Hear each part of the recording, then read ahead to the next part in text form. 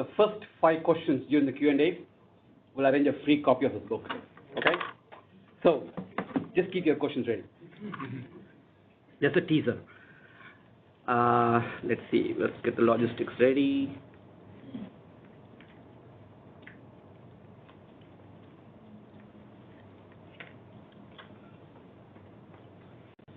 Is it showing up on the WebEx? Yeah, it's showing up on the WebEx. We need to share it. But let us also do the video. Wait. Yes. All right. Can you ask him to switch on his camera? Yeah, it is switched on, but only thing is it's currently. All right. You want me to? Yeah. Sit there? Okay. Then I'm forced to sit here. No, right? that's fine. You can stand, and I can arrange the laptop in such a way that it focuses on. No big deal. Huh? No worries. I'll take it. Don't worry. Yeah. All right. So let's start with this question. When we talk about digital disruption, what are the top 2 to 3 companies that jump in your mind? Uber. Netflix. Uber, Netflix, Airbnb. Airbnb, Amazon. Netflix. Amazon. Okay. Good enough. So what if I tell you that, in fact, any enterprise in the planet can be a disruptor if we follow the cookbook here, which is what we're going to talk about today, right? So it's a good setup, right? So keep you engaged. So what I would like to do, start off with what is the real motivation for us to write this book. And by the way, my co-author of this book is Dr. Jagdish Chundri. He's a technical leader in our IoT business unit. He couldn't be here, but I'll cover for him as well. So we'll spend some time talking through what is the motivation to write this book. And I think it's probably top of the mind for everybody in this audience, because one way or the other, we are all associated with this digital disruption. So we'll talk through that. The second thing I want to spend some time in answering this question: what does it take to be an expert in any field? Because the answer for that question is really critical. If you can't get the answer right, we can't move forward. So we'll talk about that. Third, we'll spend some time demystifying the whole digital disruption in a way that we can touch and feel. Then we won't be able to cover every aspect of the book, so we thought we'll spend at least one key pillar of the book, which is around autonomous systems. So we'll spend some time covering that, and then we'll conclude, and then we'll engage you for a Q&A. So is this okay with you? Okay, let's start with the motivation. So the real motivation was that, if you think about it in the industry, since year 2000, 52% of the Fortune 500 companies have been replaced already due to digital disruption. They don't exist, or they've been replaced, right? So this is a fact. Now, if this is a fact, here's one prediction. The prediction is that about 3/4 of the current S&P 500, which is 370 companies, will be replaced in about 9 years. Pretty scary, huh? Pretty scary. So, here's another thing. There's a research firm called Global Center for Digital Business Transformation, based in Switzerland. They published this study about 3-4 months ago. What this says is that about 40% of the leaders in the enterprises at the CEO, CXO level, they don't even yet recognize digital disruption happening around them, right? And that number used to be 43%, 2015. It hasn't come down drastically, so that's not a good sign. If you look at on the right-hand side, it says that 31% of the leaders are actually actively responding to digital disruption. That's a good sign. That's a good sign. But it doesn't really tell, just because they're actively responding to digital disruption, they're actually able to disrupt yet, right? So what this, when we were looking up at the statistics, we said that, look, every year in the industry, there are a couple of great business books that come out that talk about digital disruption. That's out there. Fantastic books are out there, right? Most of them address the what of the digital disruption. So the what of the digital disruption has already been demystified, right? But what we found was the how of the digital disruption has not been talked about, at least the last time I checked in the market. So we thought we'll go and address that. And this book is basically industry neutral, right? Because the term patents suggests that it has got to be industry neutral. So it's not a particular vendor-based book here, although there's a lot of talk about technology. So that was really the motivation behind this. So we really asked this question, wouldn't it be nice if there is a reference cookbook with easy to follow recipes to lead the digital disruption market? So that was the basis, or that was the motivation for us to go through that. It took us 2 years to write this book, by the way. So all right, so let's jump on to the second question, which is very, very critical question. Why this is a critical question? Because what is happening in the industry, as we all know, there is a fatigue of technologies and disruption. Really a fatigue, right? We think about it, whether it is IoT or a blockchain or augmented reality, wearables, autonomous systems, the AI. Oh, it's like this. And problem is also that there's a tremendous complexity. If you think about it, I'll give you a few statistics. An average application in my Android phone has got about 50,000 lines of code, right?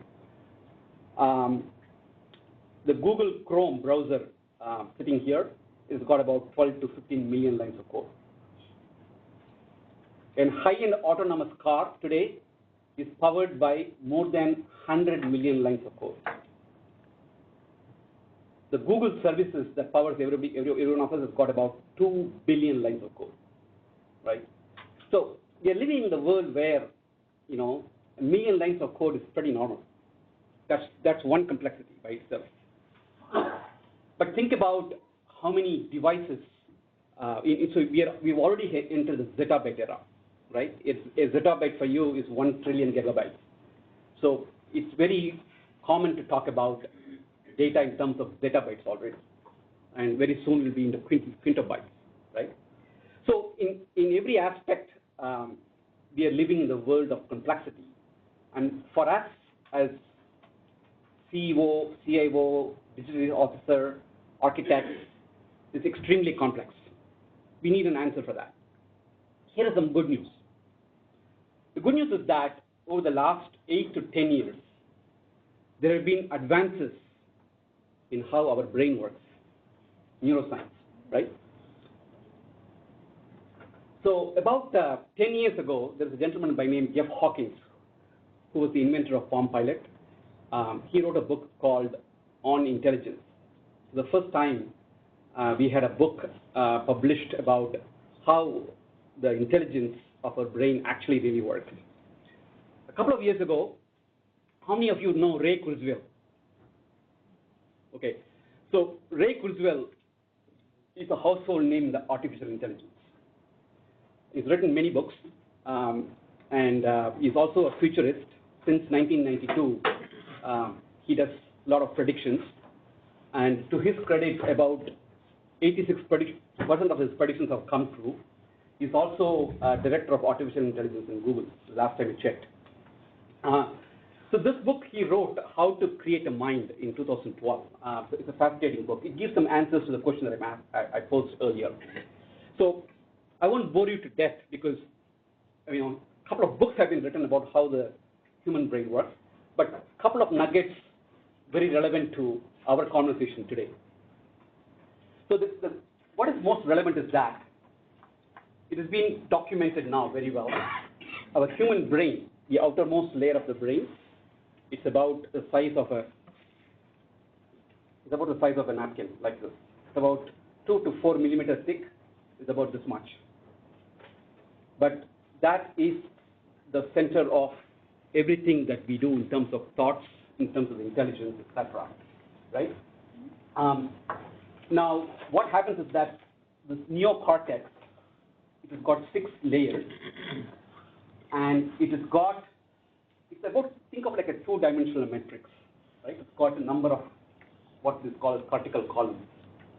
But the most important one that is relevant for today's conversation is that each column has got something called a mini column. And a mini column, Ray Kurzweil calls it as a pattern recognizer. So essentially, the two things are, all our thoughts are coded in the form of a pattern in that mini column, right? And how many such mini columns are there in our neocortex? Let me give you an example. Let me give you a feel for it. There are about 500,000 cortical columns are there in our neocortex, right? Each column has got about 60K of neurons. And one such mini column right here, the pattern recognizer, has got about 100 neurons. So put together, there are 300 million such pattern recognizers are there in our neocortex, right? So think of it this way. We all remember our alphabet, A to Z. Intuitively we can recall them, right? But you can't. It's difficult to recall the alphabet in the reverse order. It's very complicated, right? The reason is that each pattern is stored in a particular sequence. So it's very important to understand that a pattern is always stored in a sequence, right? Second thing, most important, is that these patterns are hierarchical in nature. So across the 6 layers, the patterns are actually stored in hierarchical way. So human brain is stored in terms of hierarchical patterns and with a sequence of patterns. So those are the two important takeaways that is relevant for today's conversation. I would highly recommend, if you are more interested, read this book. Right? There are 2 books I would highly recommend: How to Create a Mind by Ray Kurzweil, the other is On Intelligence by Jeff Hawkins. But let's take that 2 things away. Here's the thing. To going back to the question I posed, Ray Kurzweil has actually come to prove in his book, right? Experts in different fields, they are good in mastering about 100,000 patterns. Gary Kasparov, when he was a chess champion, it has been proven that he was very good in mastering about 100,000 chess positions at the same time. Shakespeare used to master about 100,000 words to compose his plays. Most medical physicians, they are very good about mastering about 100,000 concepts. Now, the term concept is synonymous with the pattern, right? So what we can actually derive from this is that an expert in any field has to master about 100,000 patterns. So, but then each pattern has got redundancy. So with redundancy, for additional knowledge, for example, I see you all, I probably can code these faces in my patterns. So we need the neocortex ability to store that as well. So there are about 100 million pattern processes are there, but then what we've seen is that human brain can store up to 300 million patterns. So the enormous capacity that we have, if only we can use it in a way to master patterns specific to a particular domain, right? So why are we talking about this for this particular conversation? I talked about the fact that we are living in an era of complexity, right? The only way to master the complexity is to make sure we have enough documented, proven, reusable patterns available that we can actually put it into use. And once we have those patterns available and we can actually use it, then we can actually put that into use, right? It's been proven. And you may say that, well, I'm not sure. You may argue that. Well, let's go back to, I talked about Shakespeare, I talked about chess, I talked about medical, right? If you think about it, information technology as an industry, not the IT as an organization, IT as an industry, it's been around for 60 years. The term information technology came into picture in 1958, so we are in the 60th era, right? The industry has grown so fast that the entire humanity depends on information technology. But we are a fairly young industry. Why do I say that we are a fairly young industry? Compare this industry with astronomy. It's been there since 300 BC. Compare this with mathematics, 300 BC. Civil engineering, 2000 BC. Medical, been there since 3000 BC. Compared to them, it's not drawn onto scale, by the way, but we are like just 60 years old, right?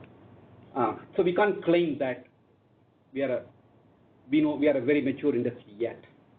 We have got what to do, right? And the way to what to do would be, one way to do it would be to come up with, domain knowledge with design patterns, right? But the good news is that about 25 years ago, we started this work, right? If you think about it, how many people know about this book, 1994? Yeah. So if you are in the field of software, if you're not heard of this book, then it is like saying, I'm going to church every week, but I haven't heard of the Bible, right? The reason is that this landmark book published in 1994 has been instrumental to the growth of several things in the industry. I would say the popularity of Java as a language was singularly because of this particular book. This book has been now published in 13 languages as I checked. About 500,000 copies have been sold, etc. Some brilliant minds, some brilliant work. And the authors of this book were inspired by the work from a person by name Professor Christopher Alexander. Professor Christopher Alexander was taught in civil engineering in University of Berkeley. He wrote a book called Pattern Language back in 1977. And these four gentlemen were inspired by that particular book, and they created this landmark book, right? That was 1994. In 2001, right after the dot-com bust, IBM published a book called E-Business Patterns. This is about how do we actually go about creating e-businesses using a set of design patterns. So it's a very, very popular book. In 2002, Martin Fowler. How many people know Martin Fowler? Okay. Yeah. So Martin Fowler is one of the gurus of patterns movement. He pretty much picked the thread from this first book. He's written a few books, but this is one popular book he wrote called Application Architecture Patterns, 2002. 2004, to a book that I happen to contribute. It's called Enterprise Integration Patterns. This is a book that came out in 2004. It's still a Bible.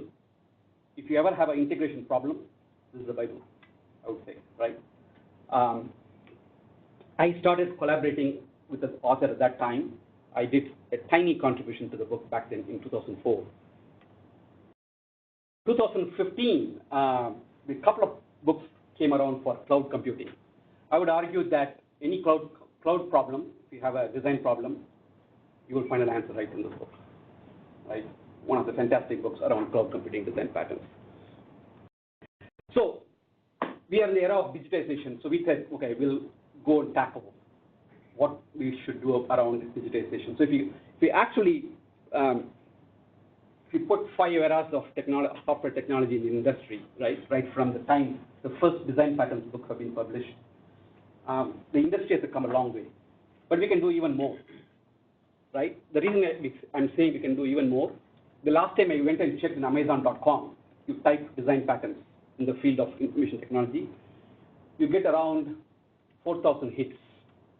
And it is estimated that information technology as an industry has about 7,500 design patterns documented across all the fields in the information technology. The last time we checked, and it's growing. 7,500 is not good enough for the type of complexity that we are dealing with. So that's one of the reasons I said very early on, we are a fairly immature as an industry. We still have to grow the knowledge. That's the only way we can handle the complexity, right? All right. So we haven't answered the second question thanks to the neuroscience. Let's get down into work, which is about how do we actually touch and feel the so-called digital disruption. Many of you answered a few companies how they do disruption, but can we actually demystify it in a way, in a concrete way, that all of us can take that formula and make it happen, right? That's basically what the work that we try to do in this book. So all of us know Starbucks.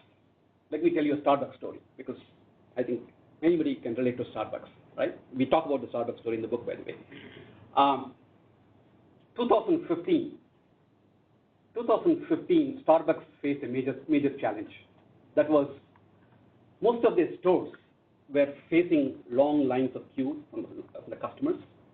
The customers are not getting coffee served immediately, and Starbucks was losing some of the customers.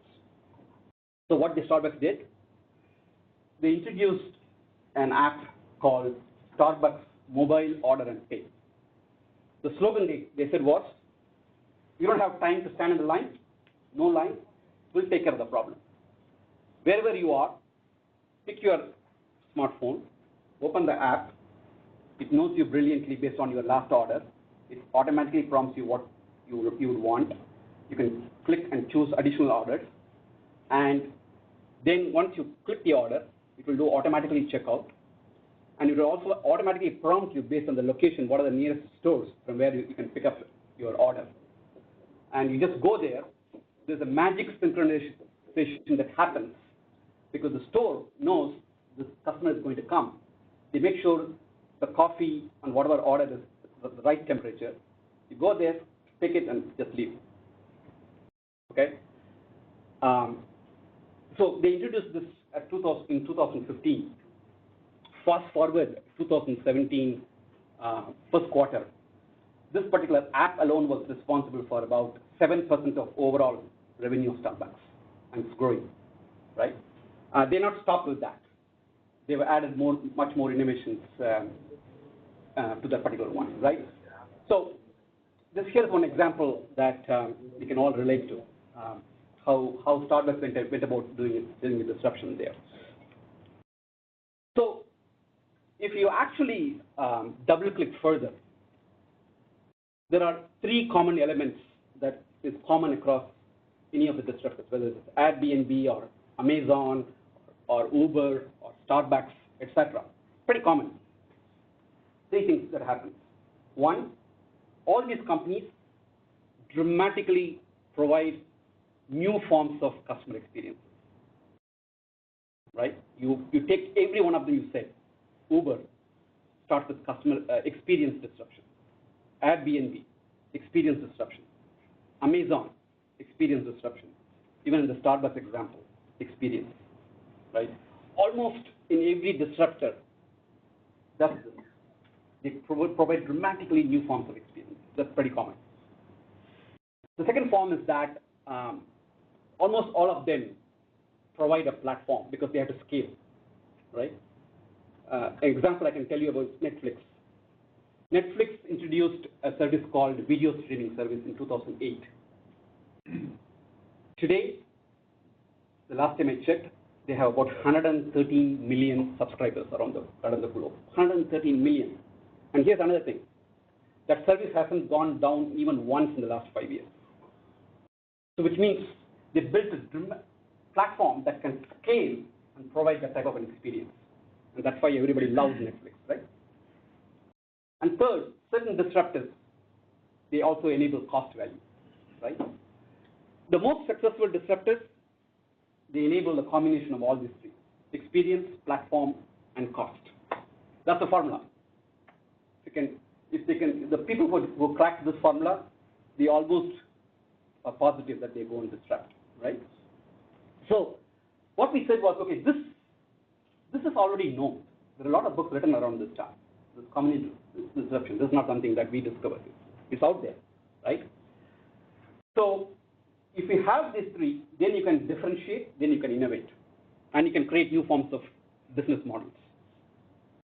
So what we asked is that, what would be the corresponding equivalent of experience, platform, cost, value in terms of actual technologies that we can go and do that, right? That's the work that we did in this book, and we came up with these three things. So for experience, you almost need to have a technology to enable context awareness experience. If you look at the startup example, it's full of context.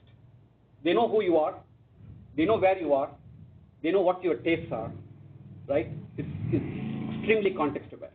Almost every experience is context aware, whether it's Uber or Amazon or Airbnb. So the first pillar of the book really talks about what is the reference architecture and what are the designs to enable context aware experience. That's number one. Number two is that if you look at all these companies, in some form or the other, they're able to do IoT-driven platforms. Because you have to have location platform. You have to have location. You've got to get more information through sensors. And you have to do automation of business processes. So, even though IoT might think it's still in early stages, most of the disruptors have got IoT behind them, right? And if you don't have that, it's very unlikely to build a scalable platform. Third, very, very critical. Netflix is a great example, right? I give you an example that Netflix video streaming service hasn't even come down even once in the last 5 years. That's because of a tremendous automation that they have done behind the scenes. So almost all the disruptors use automation. Without that, we just cannot scale, cannot provide cost values. So very simple formula. If you have to have a disruptor, I told you, it's very concrete. Get these three things right, and you can deliver this, on top of which you can differentiate enable new business models, right? So it isn't a magic formula, but there's hard work behind the scenes, right? So what is in our book? The book is basically got three pillars. We talk about the fact that ultimately, if you want to disrupt, you have to enable new forms of customer value, you have to provide new forms of business outcomes, and you have to enable new business models. If you want to do that, three pillars: context-aware experience, enterprise IoT.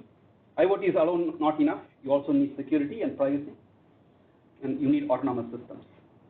And AI runs across all the three pillars. What is the common theme around this? AI. Because without AI, you can't do much. The reason is that one thing I didn't talk about, what takes to be an expert in any field. Something that Ray Kurzweil talks about our neocortex. Our neocortex is organized to predict the future. That's how our brain works. So without any prediction intelligence, you can't deliver new forms of experiences. That's why now we have entered the prediction era. Google predicts everything. Facebook predicts everything. Amazon predicts everything what you want. So we are in the prediction era. So AI is pretty common across this stuff, right? So someone I met on the back, they said he's working in the cloud. I mean, they might say, hey, where is cloud here? Well, I said everything is delivered through cloud. I mean, that cloud is actually done and dusted in some ways, because if you say that we are not delivering a service through a cloud in 2018, then we are pretty backward. So that's why we didn't explicitly call the cloud here. And plus, anything and everything of the cloud problem has been documented through the cloud computing design pattern. So that's not a focus of our book. Our focus of the book is really these three things. Okay. I made it look simple. It's not that simple, right? Because if it was that simple, everybody would have disrupted. That's not the case here. We really feel, so far what we covered is the what of the digital disruption. It's also important to talk about the who of the digital disruption. If you walk into a company, if you walk into enterprise, we believe these four people have to come to the party. If even one of them don't come to the party, very difficult to disrupt in an enterprise. Starting very much from the strategists. The CEOs, you call them chief digital officer or chief data officer, CTO, CIO. These guys need to come to the party. If they don't have the formula that we just talked about, it's very difficult to start the conversation. So it's very important. Second one is the capability owners, whether it's an engineering R&D organization or an IT organization or services.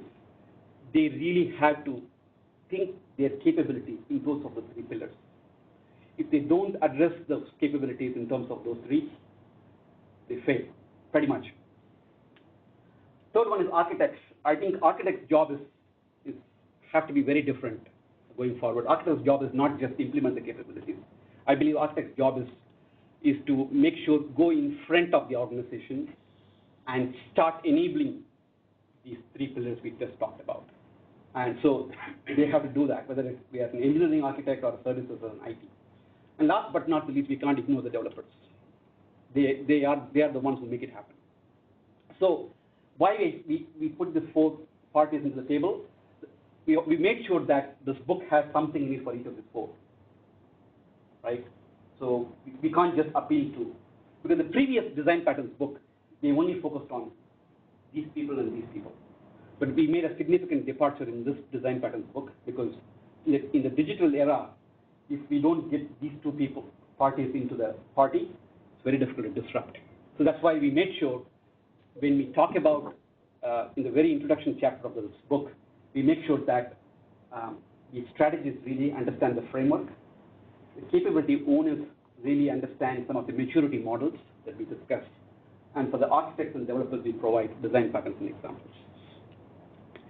All right, so we talked about the what, we talked about the who. Now we have to talk about the how. So what is in the book is really four things. We provide very generic vendor-neutral reference architectures. We provide design patterns. We provide maturity models. We provide about 7 case studies in this book. 3 are from the industry. 4 are from very generic case studies.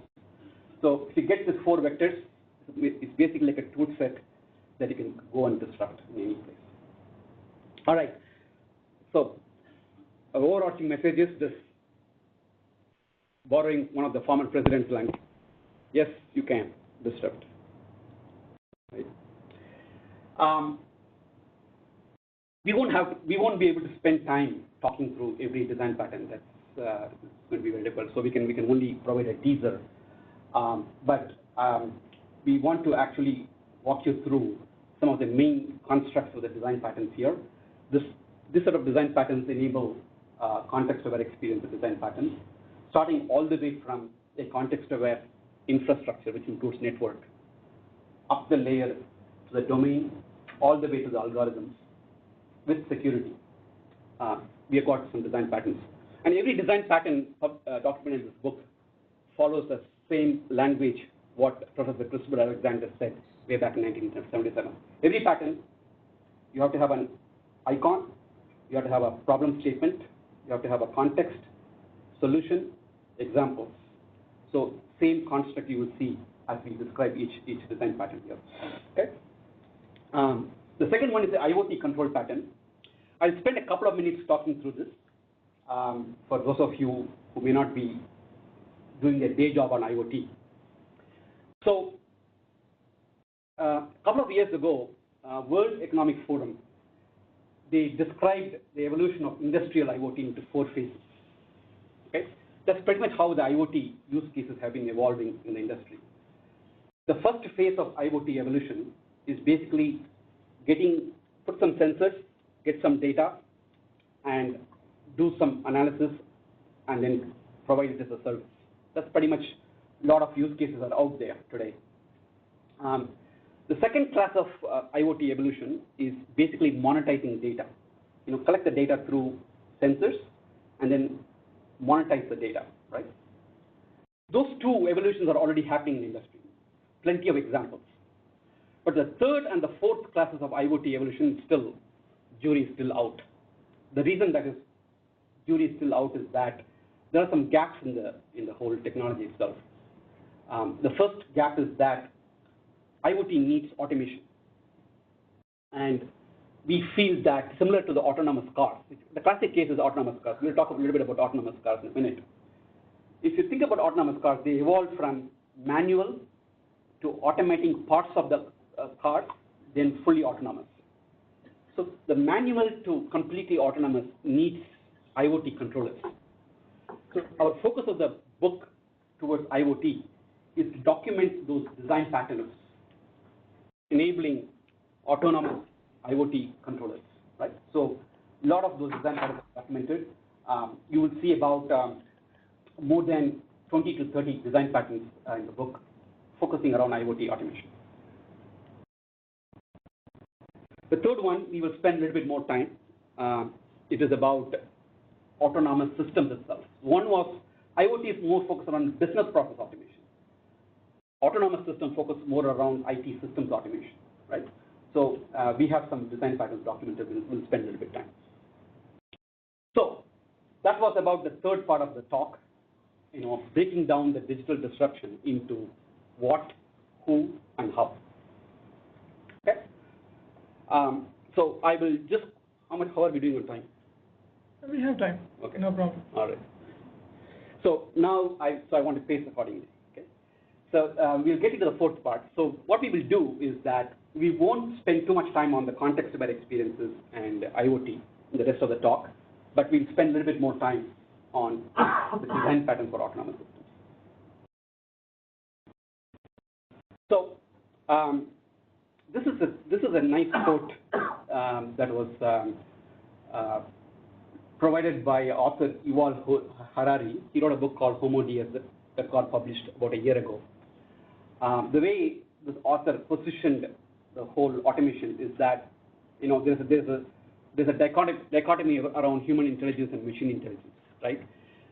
Whether machines will take over the human intelligence, etc. So, but the real truth is we all know that machines will come nowhere closer to human intelligence, nowhere, right? Because if we understand how our neocortex works, that's something very, very difficult to replicate in machines.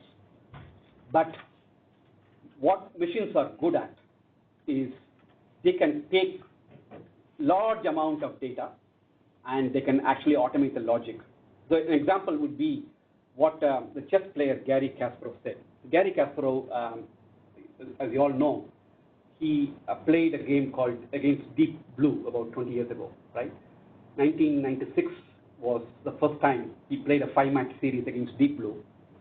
He won the first series comfortably against the machine. But in the rematch that happened in 1997, he comfortably lost against Deep Blue. He was one of the all-time greats in the chess. And that actually provoked the whole debate about man versus machine. And 20 years later, when Garry Kasparov wrote a book last week called Deep Thinking, he said that, look, let's accept the fact that machines are going to be good in many, many ways. We should actually take advantage of what they are good at. And we should actually focus more around what we are good at as human beings, which is about human intelligence and curiosity and heuristic thinking and happiness. So if we actually approach it that way, then we can look at this whole automation problem very, very differently instead of looking at machines as competitors, right? So I think this author also says the same thing. Humans won't fight machines. They will merge with them. We're heading towards marriage rather than war. So the question becomes not just philosophy. The question is actually real. Why are we actually talking about autonomous systems? If you wear a chief operating officer hat in any enterprise today, they have to face this problem, which is the average total cost of unplanned downtime per year is documented to be anywhere between 1.25 billion to 2.5 billion in a Fortune 500. Big number. May surprise many of you. It's really true. Okay, there's a tremendous amount of data that is behind this. An average hourly cost of an infrastructure failure is about 100,000 per hour. Critical application failures can go up to 500,000 to 1 million. So no business can afford to deal with this kind of a cost while providing the kind of experiences we talked about, the scale that we talked about. That's why the whole concept of autonomous systems has been really, really critical in the last 1 or 2 years. There's no way not to actually talk about automation because of these figures, right? So when we talk about autonomous systems, we really mean 4 things. The left side is the outcome. The right side is basically the attribute. We want actually a system to be self-healing, configured by itself, optimized by itself, protect by itself. That's actually nirvana. Okay, we're nowhere close. Nowhere close. I don't know how many years it will take. The reason why we are nowhere close is that you can go and take a look at the journey of autonomous cars. As we all know, Google first did a prototype of a self-driving car back in 2012. It's been 5 years, right? And in the last 5 years, the autonomous car evolution has taken off to the extent that the top 13 of the world's 14 automobile manufacturers are actually launched an autonomous car or they've got it in their roadmap. So this has really taken off. But even if it has taken off, if you look at it, where we are 2018. So in this year, at best, we are going to get a level 3 autonomous car after 5 years, right? A level 3 autonomous car, for those of you who don't have a Tesla, so if you've driven an autopilot Tesla, even the term autopilot is a misnomer because anytime it can give control back to the driver and you have to be prepared, right? That's a level 2. Level 3 car will actually give some advanced notification to the driver that I'm going to give control back to you, right? So in most of the conditions, it may be autonomous, but in some conditions, it will give the control back to the driver. That's a level 3 car that's going to come hit the road sometime this year, right? The predictions are a level 4 autonomous car is supposed to hit the road by 2020. A level 4 is basically in certain geographical conditions, the car will be completely autonomous. Level 5 is a fully autonomous car. Nobody has a date yet. Nobody has a date. Nobody has a roadmap yet. So the reason I'm putting this picture out there is that when we talk about autonomous systems, they've got parallels. It's pretty complicated. You can't get into a level 5 autonomous system anytime soon. But we can actually progress through this ladder because as you progress through the ladder, you get tremendous outcomes, right? Because in the autonomous cars, they already realized some benefits. What they say is that when you actually hit level 4 or level 5, which is error number 3, vehicle crashes are expected to fall by 90%. Now, granted that there are some accidents that have happened for people who have driven Tesla, but if you look at the number of accidents as documented by DMV California, the crashes have actually come down wherever autonomous cars have been put on the road. Very simple, because statistics say 8 out of 10 accidents happen through manual errors. So if those manual errors can be automated right way, then your accidents will come down. So it's actually a no-brainer. You've got data to prove that, right? It is the same thing why we think in our autonomous system, going back to the number I painted about the number of cost, we can significantly reduce the cost if we can go through the same journey what autonomous cars have gone through in our autonomous system, right? So now let's talk about when you actually have a true autonomous system, what does it look like? How can you touch and feel, right? You can touch and feel 7 outcomes. Your system should be able to perceive what's happening and should be able to tell you automatically what's happening now. If you're running an e-commerce service or if you're running something else, it should automatically tell you what's happening now. You don't have to go in that and look at it right now. Second is, what do I need to know? The most important things, what do we need to know? It should be able to tell you automatically. It should automatically recommend. The recommendation should come automatically, just like Amazon.com. 4, what should I always do? Automation, that should be there. It should predict, it should prevent, it should be situationally aware, right? So these are the 7 outcomes you should be able to touch and feel if you're a truly autonomous system, right? Srikanth, can I ask you a question? Yeah. So, fundamentally, in order to enable that autonomous the capability, right? What do this IT organization need to think differently, right from the foundational point of view, in terms of how we conceive the business capability, how do we architect it, how do we design it? So, do you think that any system that's already out there can be enabled as an autonomous system, or the fundamental essential thinking of the whole thing needs to start right from the beginning? Yeah. Yeah. Can you repeat the question? Because Sure. Yeah. So the question from the room is that in order to truly enable an autonomous system, what exactly needs to happen from the word go, from the beginning to the end? Is some of the stuff already there that you can actually take it and run with it, or you have to, is there a sequence by which you can do that? That's kind of what you're asking, Or right? if you already have, like the way we have right now, we have thousands of systems. Right. Can all that be enabled on autonomous? Yeah. Right? Or do we need to kind of revisit architecture and design and so on? The answer is actually, you're actually leading me to that. Let me actually get there. This is kind of what I perceive this journey of an autonomous system, right? I feel that there's 5 stages. The biggest difference, Ravi, is that in the last few years, most of the enterprises, their systems have become very, very distributed architecture, right? Thanks to the cloud, right? Back in 2005 and before, you have a system running in your own host, in your environment, so you have a pretty much of control.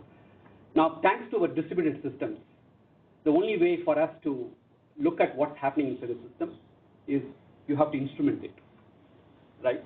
So, almost in every autonomous system, they started here, this journey. You have to identify in what parts of your system you need to put probes. You have to identify that and put those probes, either through a standard API or your own API, right? That's a tough job. I mean, tough job meaning because if you have a production system running, you have to figure out a way. How do we actually non-invasively start instrumenting that? There are solutions available today, fortunately. It's not, this is a solved problem.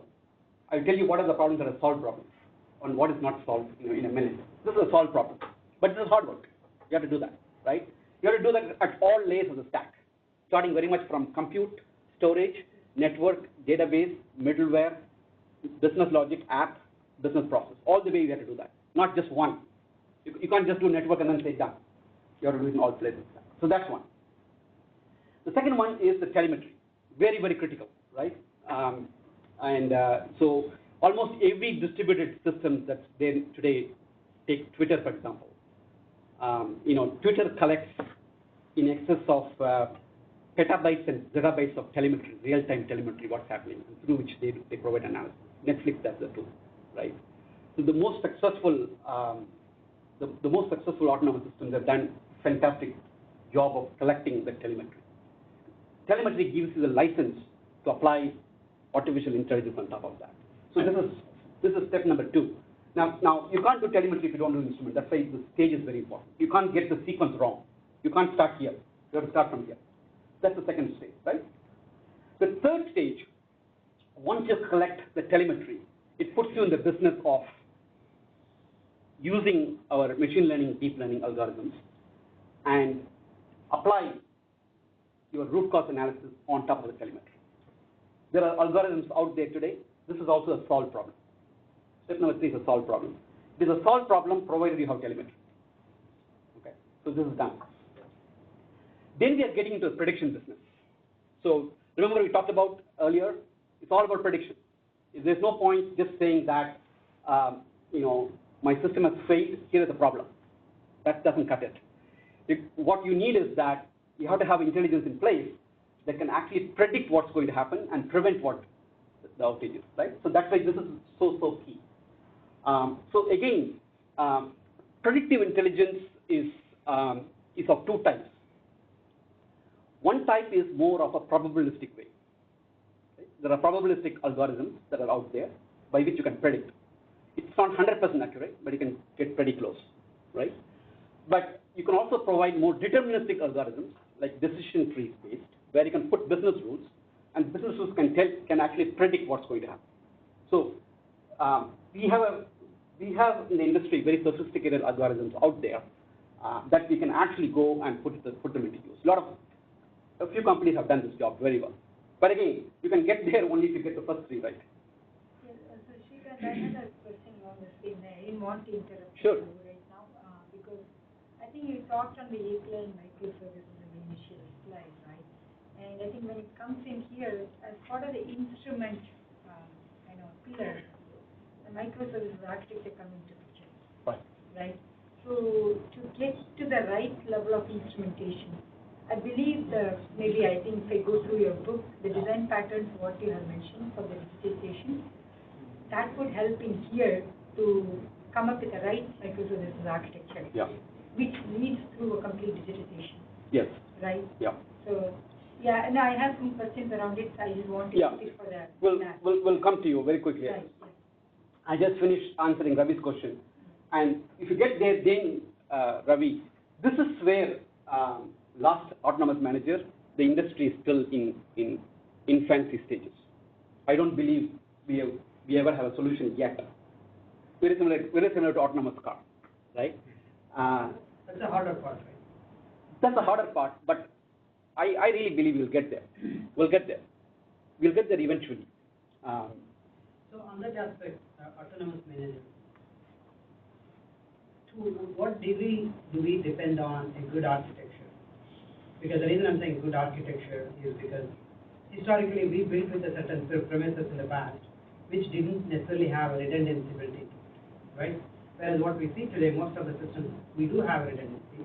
And as we transform ourselves into cloud, I think microservices provides even better robust architecture. So the self-healing aspect of it and self-configuring, to what extent do we think that we depend on the futuristic architecture versus the past, how we did the business?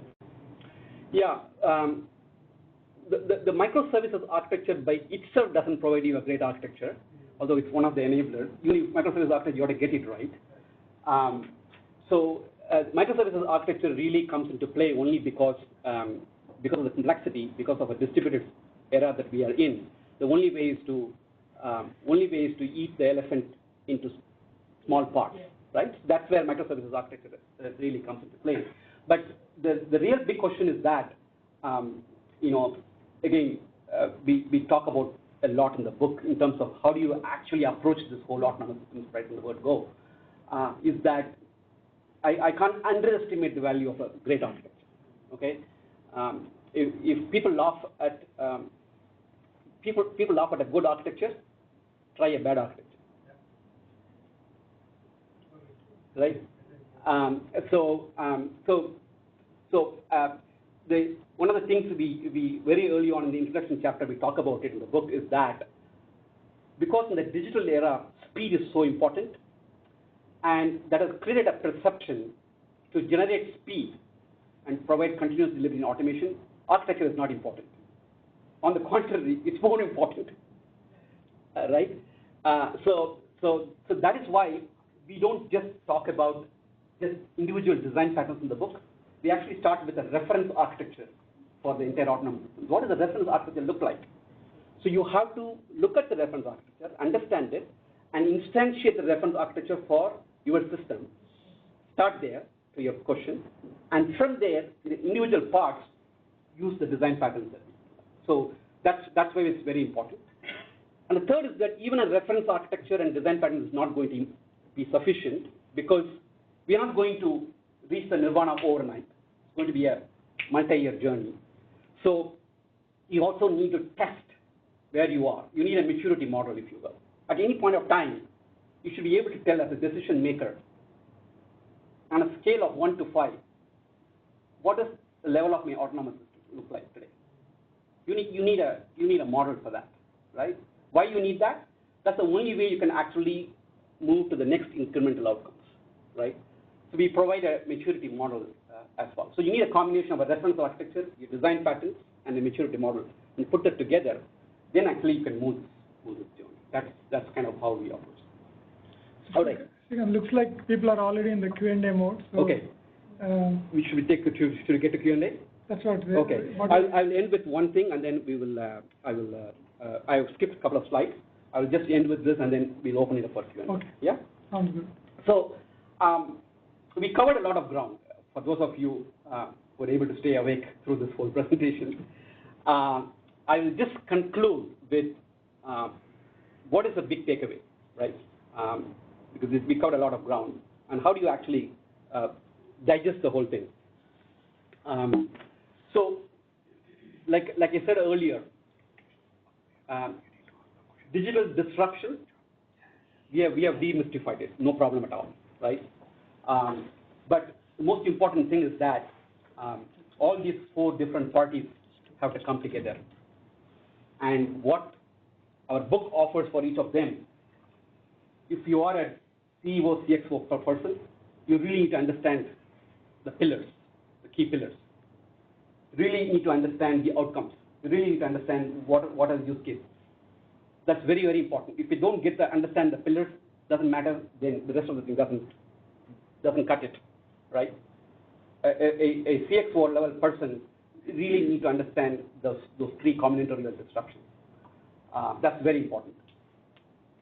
That's why we spend time in the introduction chapter laying down that framework, right? The second thing is that capability owners. Whether you are in the R&D engineering, designing some capabilities, whether you are an IT organization implementing it, or in the services organization, typically that's what happens. You need these 3. You need to really understand the reference architectures, we believe. If we don't start with the reference architecture, you're going to get into trouble sooner or later.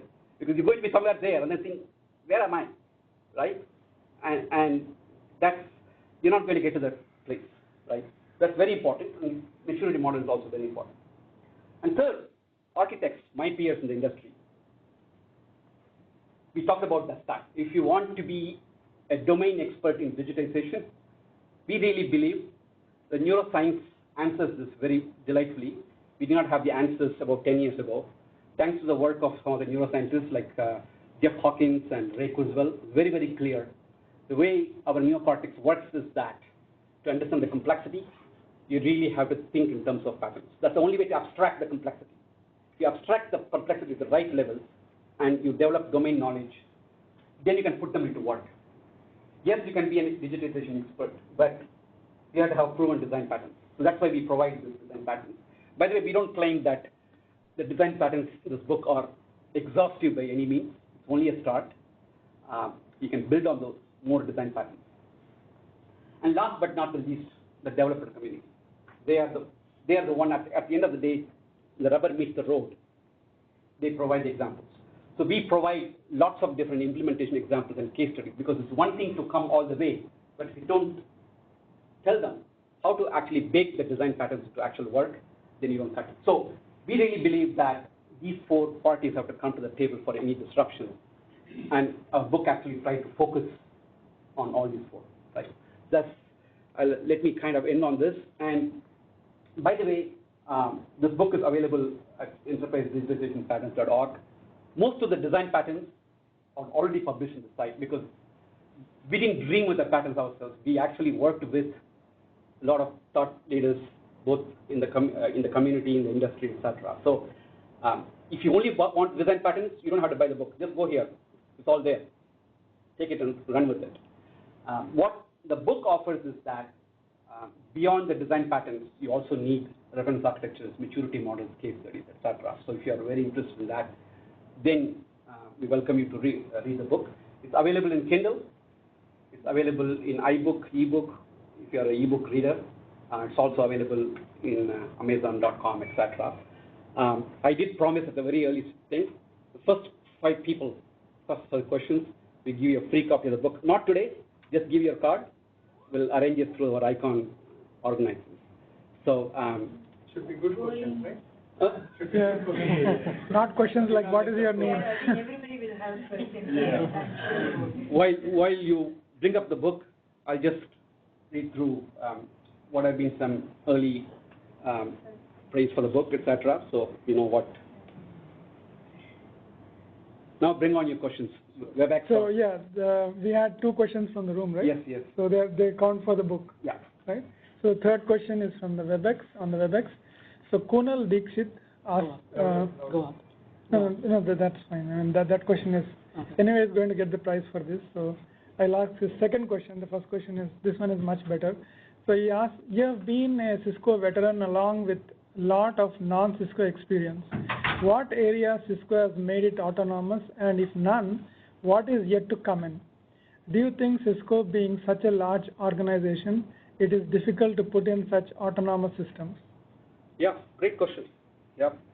So look, it's not something to just write the book, right? You have to eat your own dog food too. So I was one of the people who actually proposed that Cisco should move towards autonomous systems about a year and a half ago. And those of you in Cisco who probably saw the demo from Guillermo Diaz in the last Bitmo San Jose, he started off his whole presentation with self-driving, said future IT is self-driving operations, and he put a 2-minute demo, right? That's coming from our CIO, right? So that suggests that our leadership is actually marching towards this journey. They truly believe in that. Not just our CIO, but you also, in that same Bitmo, we had our engineering leader, Rowan, came in, and he talked about why he believes Cisco's growth actually depends on delivering automation capabilities. So both from a product perspective and from an information technology IT perspective, we are already in that journey, right? Now, are we there all the way in? No way. No way. We are actually somewhere in that. All this kernel stuff. Okay. I think this has to become like our, within Cisco, being a Cisco person from the architecture team, we have this continuous delivery journey that press through, and the agile journey also press through across Cisco. Yeah. Right? And it's similar way because everybody is going through this digitization, code work all over Cisco. Yeah. I think we need to push this forward and then maybe make it continuous. Okay. In every development, I think what we are doing with it. So one of the things what we are doing there is that there's a whole effort that is going around migrating our applications towards cloud native. Right. Right. So what we are actually doing, taking that opportunity, the cloud native migration, in the cloud native playbook, we have inserted all this in the cloud native playbook. I am in the right place because I am doing it right now. I Okay. should bring that in. Yeah. So please talk to Anil Kalbag. Anil Kalbag. Yeah. So we have actually made sure some of this is already inserted in the playbook. So that's a way to. I think that's an awesome thing. And then we are in the right time doing things. Yeah. Right now, and Absolutely. that helps. Absolutely. Yeah. Yeah. It takes to Ravi's point earlier. Yeah, right. You cannot treat every IT service and application in the same way. The complexity is different in each area, right? So, for example, we have done some of this work already in the Cisco.com service, right? I don't want to trivialize that work, but Cisco.com as a service does not have any transactional applications, right? It is basically a content site. We've done a lot of work around instrumentation and telemetry, and we are able to move it forward. But try doing that for a transactional system. It takes much more thinking and hard work. So different services and systems need different thinking, but the patterns are the same. But the hard work is different. Yeah, please. So what's the good name? I'm Shanti. I work for Cisco. Yeah. Big question for you is, what do you think about this digital disruption and application of your design patterns to this cryptocurrency example use case? And do you suggest that I should still keep my Bitcoin investment or get out of it? Wow, you put me on the spot. Can you repeat it? So, folks on the WebEx, the question is that when we talk about this whole enterprise digitization stuff, how does it tie to the whole, the cryptocurrency?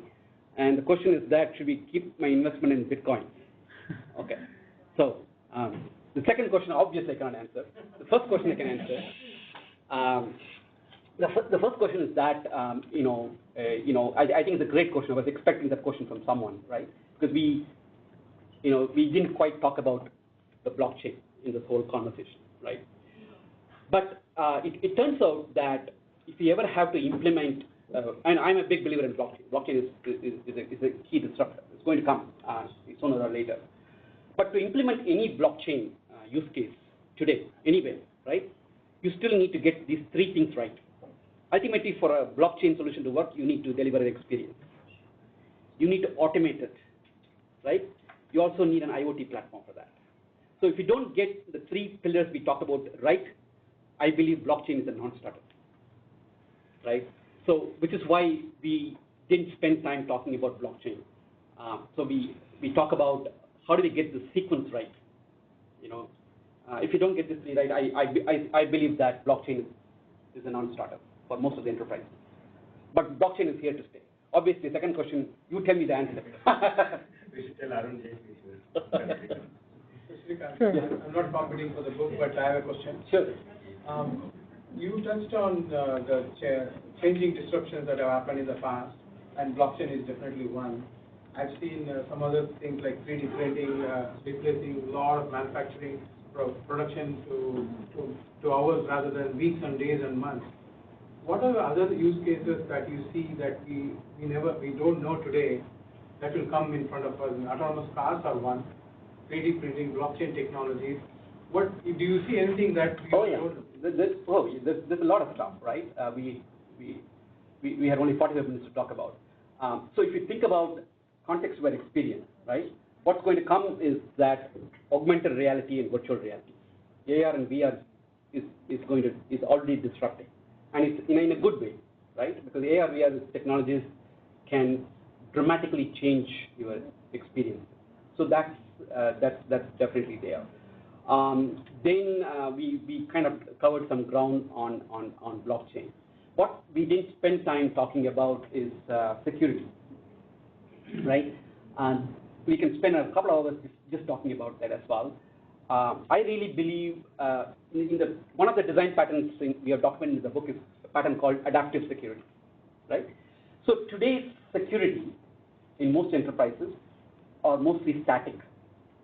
The sense that if you have a device right here, we have intelligence to find out who you are, what is your device, and based on which I can enforce policies on the network. Great, we do that very well in the industry. But based on what you did in the last 15 minutes in your laptop, if I can intelligently see your interactions with the network and dynamically assess how good Umashankar's reputation is, and based on the reputation, I need to dynamically enforce the policy on any of the interaction you're going to do in the next 15 minutes. That's more adaptive thinking, all right? So let's take a question from the WebEx. Yep. Because he has been typing the question again and again.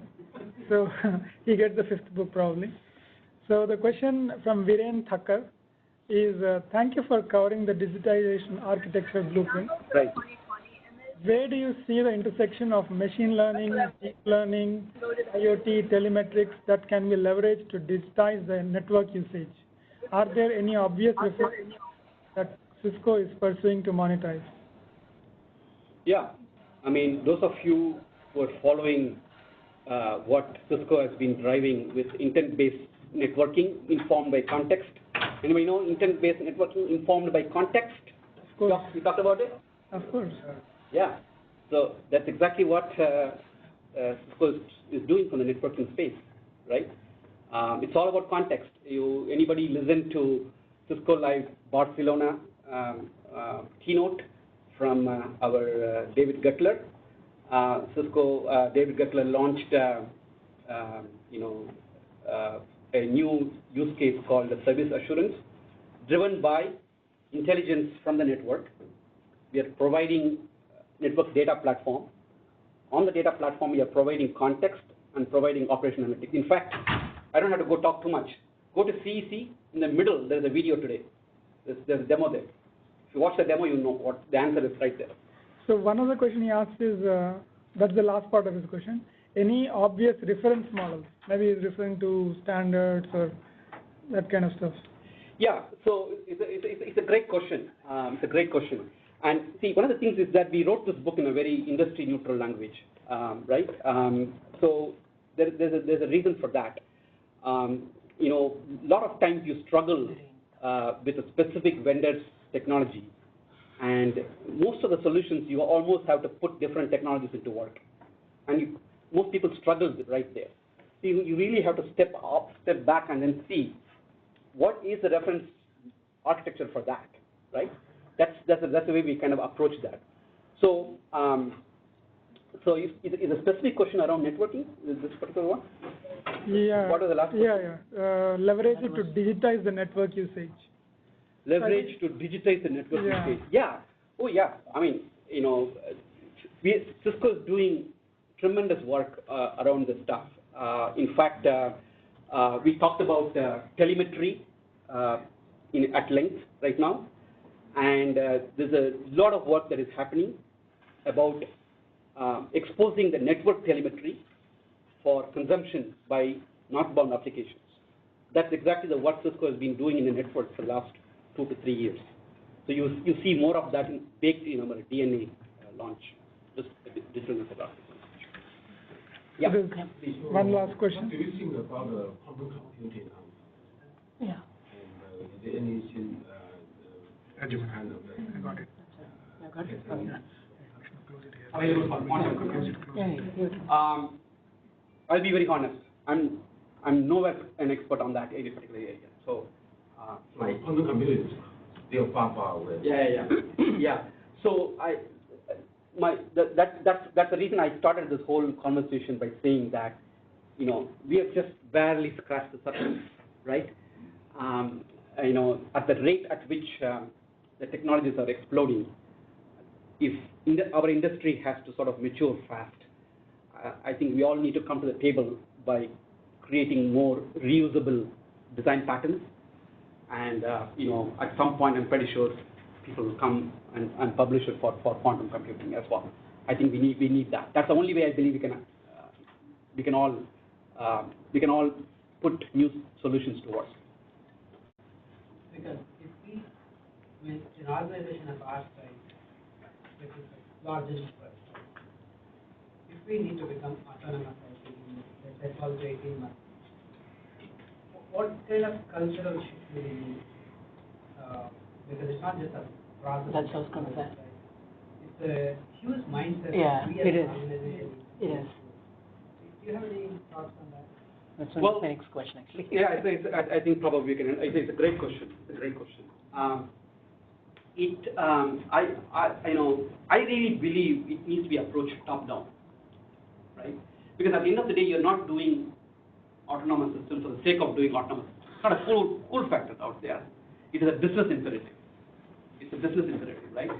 So I'm pretty sure our new operations and digital leader, Irving Tan, right? At this level, he probably has certain business outcomes that he needs that will actually dictate the need for autonomous, right? It's probably a good conversation, good question to ask Irving. In fact, I'm going to give this book to him for copy and see if he but I really believe it is a business conversation. It is not an IT conversation. Yeah, especially what I say is, any time we have an aspirational goal, we have to have such a non-negotiable. Yeah. Whether you move it to a really cloud-centric company or autonomous or any other dream we have, we do need like non-negotiable agreement, right? By which we're absolutely going to commit to certain things and do it. When we don't have it, everything will, in flux. Yeah. Right? Yeah. And eventually what happens is your goal, your end result or outcome will be probably mixed at the best or much diluted. Right. So if you look at any of the autonomous operations initiative we have done so far inside Cisco IT, we always started with what outcomes you want to drive. We always started with, okay, your mean time to resolution looks like X. It needs to be Y. Your cost of the service is this. It needs to be Y. We have always started with that conversation. If that is understood by the service owner, then you can move forward. If that is a non-starter, then autonomous system is also a non-starter. You can't do this for the sake of technology. You have to do it for outcomes, and that has to come from the top. But I think we have come a long way, in my humble opinion. It's a very different conversation now compared to what it was 18 months. When you were there in the initial conversation, and that was actually, people are looking at the roof at that time. but that's not the case right now, because clearly G opened a bit more by saying that is the future IT. So I think that belief is there. That's not the problem. The problem is still needs to be more around taking a very clear architectural driven approach, very clear outcome oriented approach. I think those two are needed. To your point, Jaya, I think the mindset is also very important. Yeah, I The always mindset have the is- same thing Yeah. when answering this question as well, right? Yeah, anytime something like this has to happen, I think it has to come from different levels, right? Right. Yeah. It's not something which you can do it in one thing. Right. And company like us, it's an exponential transformation, so it takes Yeah. levels and years and maybe different variations to get this also. Right. Right. You sure? A question on the same thing, the app dynamics, like today, if I look at some of your slides from telemetry, connectivity data, I was wondering, how they are as a product manager. If we go back to the enterprise-wide, you referred Netflix 5 years not on, but we do have it on time. The nature of the systems, what they are supporting, and today the enterprise-wide is complex.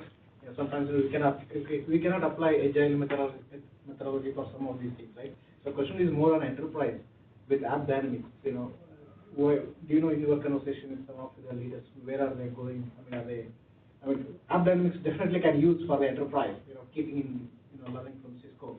So do you know what level? What is the roadmap? It's a great question. Remember that the genesis of how the company was founded, App Dynamics, it was basically founded as an application performance management company. It was meant to serve how do you actually help applications with lots of different distributed transactions from a performance perspective. There's a whole category of applications, vendors in the APM space. So, but after the acquisition into Cisco, they have gone much further, right? In the sense that they have actually taken that their capability even down the stack. For example, App Dynamics today has capabilities to actually monitor infrastructure, compute, network, and storage. It cannot do deep network storage per compute, but it can be dangerous enough to say, I think we are losing some packets in the application that is running on the VM because of the network. So there is a network problem. So it has points to do that, right? But after the AppD acquisition, about 2 to 3 months ago, we did an acquisition called Perspica, right? What does Perspica do? If you go back to the design pattern that I was talking about, they try to enable automated root cause, right? That's why that Perspica acquisition has been bolted on to AppD, because it extends the AppD's capability for our customers, right? Are we still there? Are we going towards self-healing, self-managing? We have to go. It will go, I believe, right? Because having invested there. And the other thing is that we have assets, not just in the form of App Dynamics. We also have tetration in the data center. We also have the NDP, which is launched in the Barcelona last week. So we have assets now across the stack. But there are some white spaces. I won't name them what the white spaces are, but there are some white spaces to address. Yeah, so Srikanth, I have maybe a little last question. Yeah. I'm not going into, because I have a lot of other questions, maybe I'll connect with you offline. Sure. But I think, do you take this to our Cisco investments team? And because it can be applied to many of the analysis they are doing internally to figure out where they can do this investment. Yes, answer is yes. Yes, okay. Yeah. So Yeah. maybe Like Hilton, I think Hilton and team, I think they're doing a lot of this. yeah. So by the way, one of the leaders in that particular area, Magic Krantz, who is a VP in the corporate there, he has been partnering on this book on the world series. So he has a copy of the book also. So he has read it. He has read the early draft of it. So That's what I thought, because when they do this kind of analysis, We'll not record it. yeah. a reference always helpful for them to decide. Yeah, the part of the company understands that. Correct. And Very good. Cisco.com, Yes. you said that we don't have any way to monetize. They're coming up with a buy button. Okay. I just came out of Bailey's All Hands. Very first time we're going to have a buy button, which is going to be in Cisco.com, and we are going to monetize it. I just wanted to give you a quick congrats. All right. So over to you. Thank you, Srikanth. It was a very good session. I'd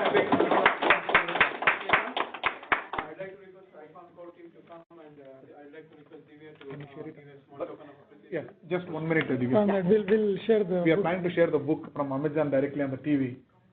Yeah, And like take that. a picture along with picture. that, along with that one. Yeah. Yes. By the way, And then- I wanted to start my conversation by congratulating the entire ICON team. I mean, from the time I got connected with you all, I'm seeing, fantastic the teamwork that you guys have done. I think this is a tremendous leadership and this is tremendous stuff that you're all doing inside this community. I'd like to get a group picture with all of you, who is in the room. First, do you want to give We'll also. 1 minute? Just- I'm sure you're gonna like it, this is very Okay. relevant. Can you come this way? So that To get more of this, because we're gonna write more books, so I thought this is, you want to take a picture? Oh, me too. I don't work here.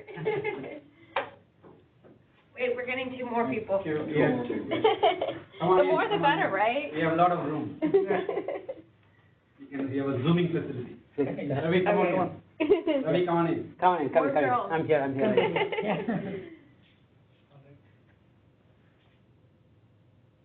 Why don't you stand, I'll just. Yeah. Thank you, Ravi. Just doing one more. Absolutely. Okay?